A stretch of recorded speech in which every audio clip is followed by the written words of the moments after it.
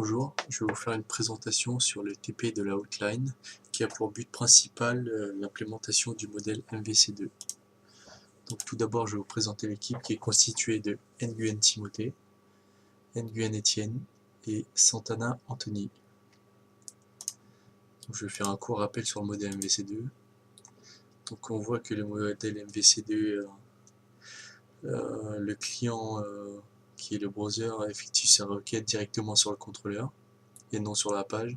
Donc le contrôleur aura pour but d'aiguiller vers la page correspondante ou bien de faire sa demande d'information auprès du Java Bean qui est le modèle. Donc le Bean peut par exemple requêter sur une base de données et retourner les données au contrôleur. Et ensuite le contrôleur gère la réponse, c'est-à-dire qu'il envoie la page à afficher pour le client. Donc dans notre cas, voici notre modèle de données. Donc il est constitué de 3 tables. Donc il y a la table client, la table requête et la table technicien. Le client, lorsqu'il va s'inscrire, aura ses coordonnées enregistrées dans cette table. Lorsqu'il effectuera une requête, sa requête sera enregistrée dans la table requête. Et puis la table technicien liste tous les techniciens de l'outline. Donc là, on voit notre base de données qui est constituée de 3 tables. Donc nous allons vérifier le contenu de cette base de données. Donc là on peut voir que les tables sont vides. Donc dans notre cas, pour le projet de la Outline, il y a 2 acteurs, soit le client, soit le support technique. Dans les 2 cas, ces acteurs doivent être connectés pour pouvoir effectuer ces actions. Donc le client peut soit créer une requête, ou soit les modifier en effectuant une mise à jour de requête, ou bien effacer une requête. Il peut aussi rechercher une requête d'anomalie. Quant au support technique, lui, il peut répondre à une requête. Donc nous allons tester tout de suite l'application. Donc voilà, nous allons essayer de nous connecter avec un utilisateur qui n'est pas enregistré, abc.abc.com. ABC. On fait une connexion, on voit que comme l'utilisateur n'est pas enregistré, on est redirigé vers la page d'inscription, donc nous allons nous inscrire. nguyen.etienne@gmail.com 1, 2, 3, Etienne, hop là, et on s'inscrit. Donc là on peut voir qu'en utilisant l'adresse qu'on vient d'écrire, qu'on vient d'inscrire, nous pouvons nous connecter. Donc là on arrive dans l'espace du client, donc Nguyen Etienne, et il peut soit effectuer une requête, soit se déconnecter. On peut voir en dessous la liste des requêtes qu'il a effectuées qui est pour l'instant vide. Donc on crée une requête. Donc là c'est une hotline informatique, donc on parle d'informatique. Donc là je veux dire que j'ai un problème avec Excel. Mon logiciel ne s'allume plus.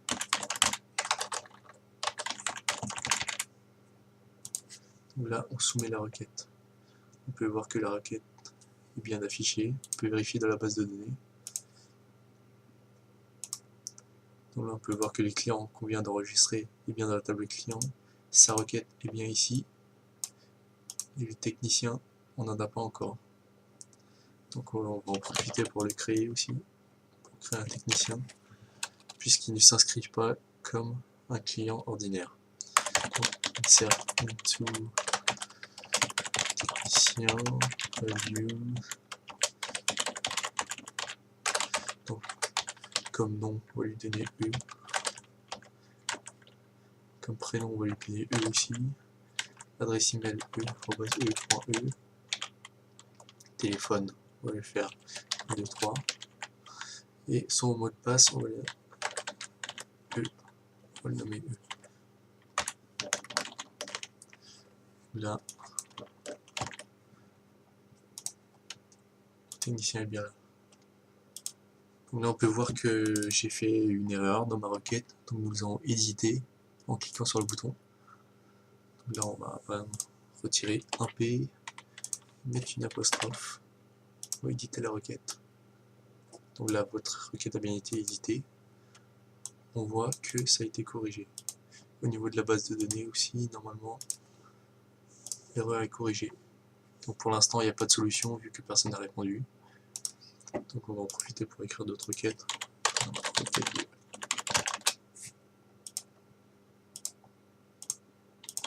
Requête 3.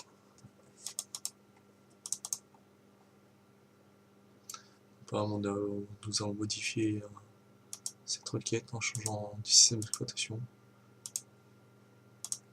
Donc au niveau de la recherche, nous on a fait des filtres. Donc on peut classer la requête par ordre alphabétique.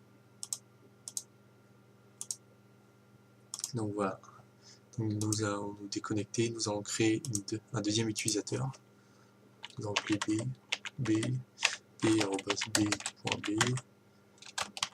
Oups. Comme ça. Ici nous allons créer 3. Ici on va donner un mot de passe B. Nous allons nous connecter avec l'utilisateur B. Nous allons créer une seule requête. Requête de l'utilisateur B. Là on soumet la requête. On voit qu'elle est bien affichée. Donc là nous allons nous connecter en tant que technicien. Donc son adresse était e.e.e, mot de passe E. Et là on peut se connecter. Donc là on voit que dans l'espace du technicien E, il peut voir toutes les requêtes. Il peut les classer par système d'exploitation. Et là la réponse elle est nulle. Donc le technicien peut y répondre en cliquant sur le bouton répondre. Donc là on va répondre à problème requête 2. On va écrire réponse à la requête numéro 2. Là on répond à la requête. Merci d'avoir répondu. Donc là on va répondre à la requête du deuxième utilisateur. B. Donc maintenant nous allons nous reconnecter en tant qu'utilisateur pour voir si on voit bien les réponses. Donc c'était bien ça. Hop là. Donc on voit que la réponse que le technicien a donnée est bien affichée. Et on peut classer par répondu, pas répondu.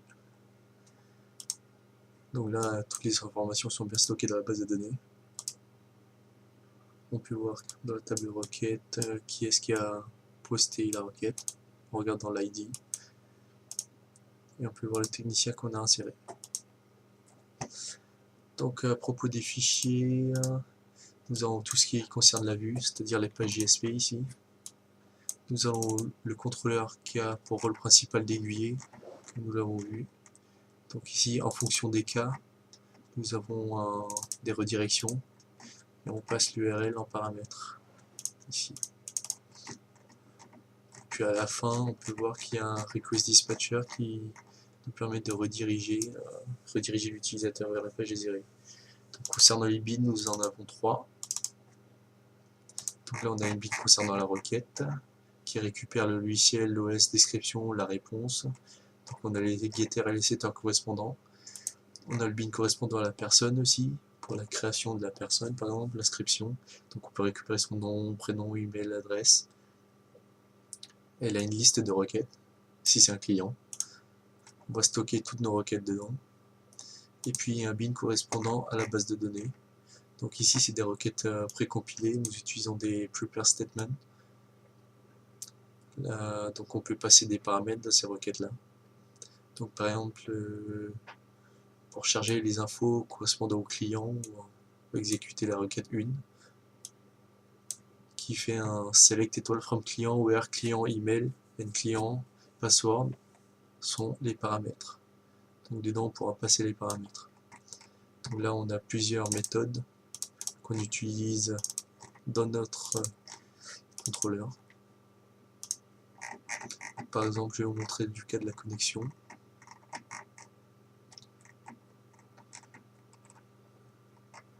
Donc la connexion, sélection est égale à connexion. Donc on regarde ici si l'utilisateur est bien enregistré. S'il n'est pas enregistré, on le redirige vers la page inscription.